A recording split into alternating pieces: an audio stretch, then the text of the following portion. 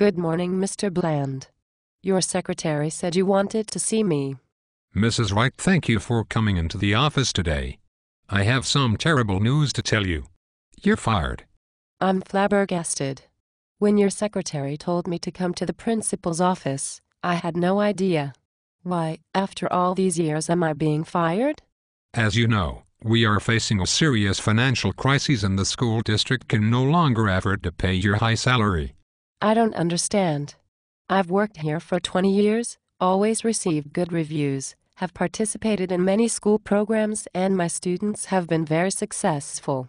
I am also covered by binding contracts agreed upon by the union and the school board. We can forget about the contract. The school board has unilaterally decided that it's outdated. You have been judged unsatisfactory because, frankly, this year your students aren't scoring well on the state exams. I still don't understand. Wall Street executives were guaranteed their bonuses because they had a contract, which the government said was a legal obligation, but my contract is not a legal document. If you remember, in September you asked me to take this class because of the difficulties involved. There are several students who recently entered this country with little prior education. There are also 2 students who are in the process of being evaluated by the Committee on Special Education and several students who receive ESL services. You knew then that the students wouldn't be performing well on the upcoming exams and it would take several years for their scores to improve. The contract issue is beyond my control. I'm only going by what Mayor Bloomberg says. He believes that we don't need the experienced teachers, but younger teachers are just as good.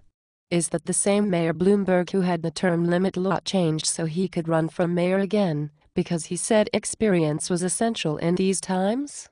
You need to understand. Your salary is high and the school can afford to hire 2 new teachers for almost the same cost. If my salary is high, it's because I earned my master's degree and continued my education, so now I have more than 60 credits beyond my master's. I also participate in ongoing professional development to improve my skills. I have also worked in this district for 20 years. I understand that.